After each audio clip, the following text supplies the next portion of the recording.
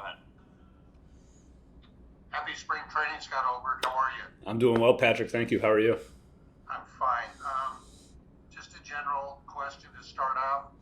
I think all reports are you've been throwing well. You're up to bullpens. Your health is good. Just your expectations for what 2021 can bring you. For right now, I'm gonna kind of be cliche here and just say that I'm really taking this kind of a day at a time. And like you said, I'm off the mound. I'm feeling good. I haven't had any hiccups. The recovery, the wintertime went well for me, so I'm excited to be where I'm at this current moment.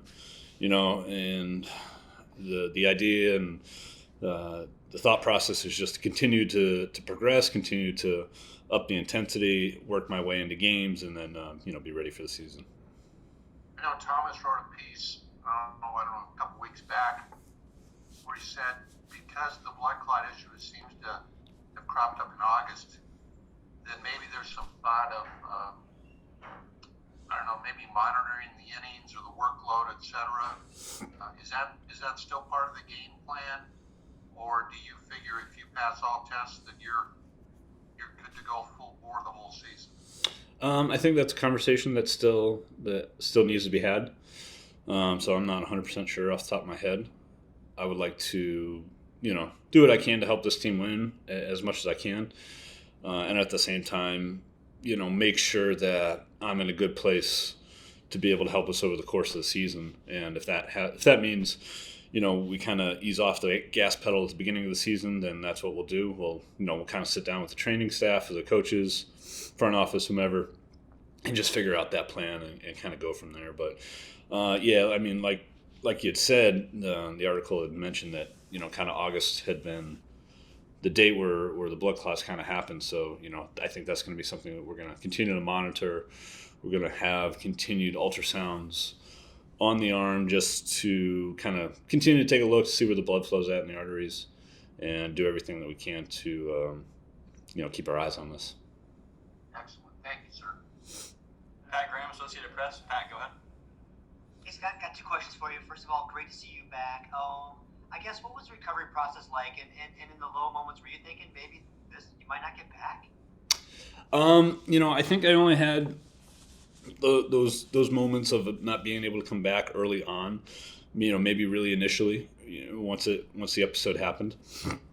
Once I had gotten in contact with the doctors, once we kind of had formulated a full plan, it was able to kind of set myself at ease a little bit, knowing that I've been through the rehab recovery process numerous times in the past. So for me, if I go about it the right way, dot the I's, cross the T's, and do the things that I know I'm supposed to do, it's going to put me in the best position possible to be able to where I'm at now, which is throwing off the mound, getting ready to throw a bullpen later today, and doing everything I possibly can to help the team. So, I'm really excited with where I'm at, and yeah.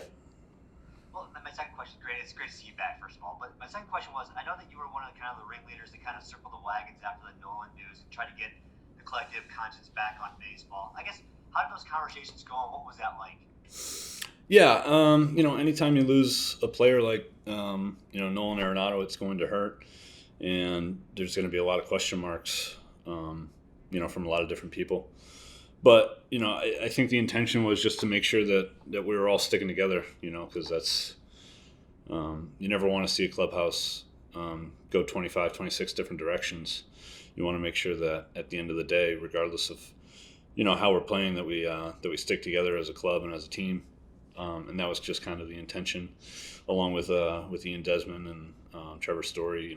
Some of the other leaders in the clubhouse just wanted to make sure that they reiterated some of the team goals, some of the team values. That hey, look, like we lost one of our brothers, we lost one of our guys, but we still have a job to do. We still have to stick together, and we're trying to stay positive as much as we can.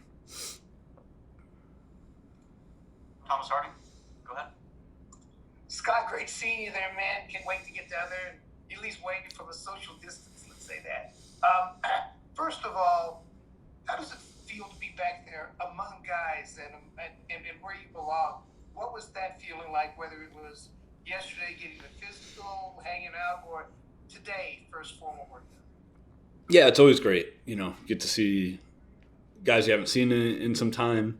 Especially for me because I ended up going home a little bit earlier than the rest of the guys during the season last year. So, it's great to kind of rekindle some of those relationships. I got to see some guys I haven't seen in a long time. I just ran into Jose Briseño.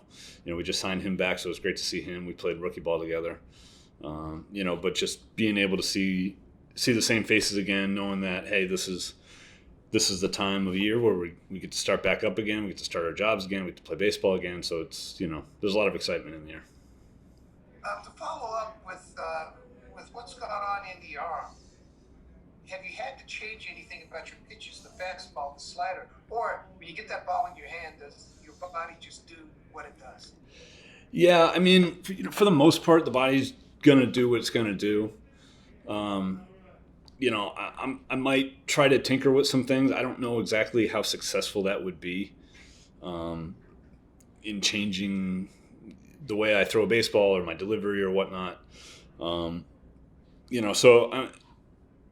I'm conscious of the way that I'm moving my body, so I'm just going to try to be as effective as I possibly can, and try not to put too much stock or worry about things like that. It's just whatever happens, and I'm going to go about it the way that I have the last few years. One more for me is that bullpen at times did struggle, but you've got guys that have done things well in the past. Where do you feel that bullpen is, and knowing that the bullpens can be up and down? Yeah, the bullpen has a lot of talent and a lot of guys that have been successful in the past. We got some younger guys. We have some guys that we're going to be able to need to lean on this year to be successful as a club. And I think it's going to take all of us like it usually does. And, already having some conversations yesterday with Michael Gibbons about just kind of the direction that we want to take the bullpen in, and, making sure that we really have each other's backs and, we really stay close-knit throughout the course of the season. I think that's going to be, the first priority really. Knowing that, it's our own small little unit down there. And as long as we're staying together and doing the right things, I think we can be successful, and I think we can be, a nice surprise, to what we bring to the table. Thanks, Scott. Nick Grove, The Athletic. Go ahead, Nick. Yeah, hey Scott. To rewind a little bit again, when you went home last year, obviously you had stuff that you had to do for yourself. But what was your connection to the team? Were you watching the games? How did the season go for you? What was your experience of the season? Yeah, I did watch as many games as I possibly could, and staying in contact with certain guys along the way too, the best I could via text. At the same time, I try to give some of those guys some space too. I don't want to be that guy who's like trying to nitpick everything just because I'm watching from 2,500 miles away. But it's tough when you're not physically in the clubhouse. To be able to have conversations with guys, like really how they're feeling, what they saw, and what they were thinking about. It's a little bit harder to have those conversations via text, just because I'm not next to the guy. That personal feeling, that personal relationship right there is just, it can't really be had to the same level over the phone. So, I stayed in contact as much as I could, but at the same time, there's only so much you can do when you're not physically there. Yeah.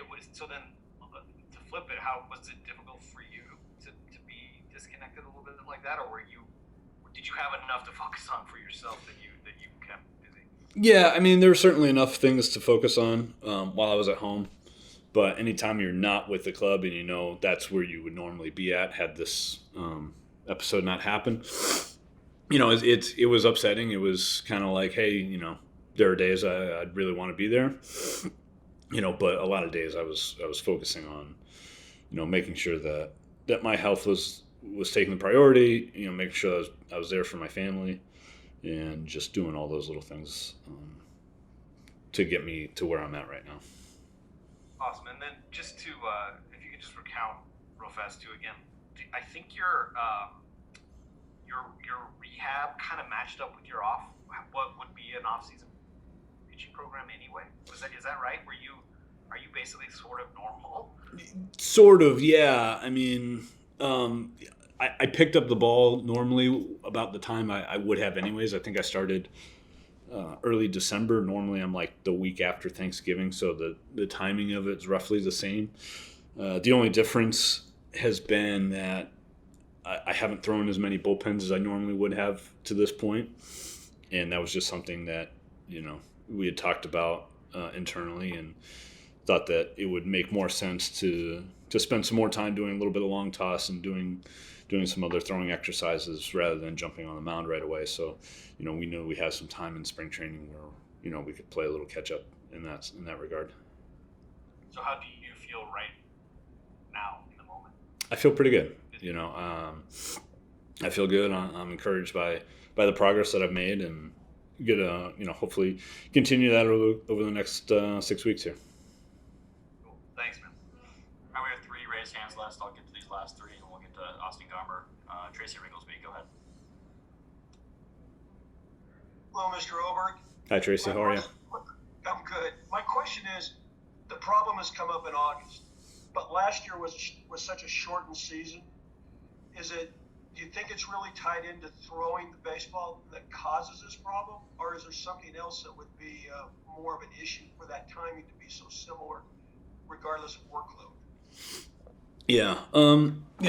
Just based on the conversations that I've had with the doctors and the tests that we've run through, I've gone through 2 sets of genetic testing, once in 2016 and once this past year. This year I ran through the gauntlet of doctors and everything else like that. And we couldn't find any other reason outside of repeated trauma of throwing. So that was kind of the best answer that they were giving me, and the best answer we were going with. The timing of it seems interesting. I have a few theories myself. I don't know if they're true or not, but it always just ends up seeming to happen in the same time frame.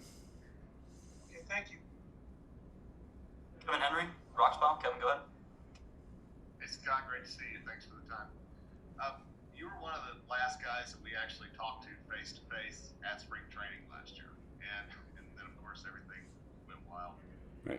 Walking back into that facility, knowing what this last year has been in terms of the pandemic, what you've been through and everything else, is it easy or difficult for you to grab a sense of normalcy and routine and just kind of getting back in the swing of things, the way testing is still going on and everything else?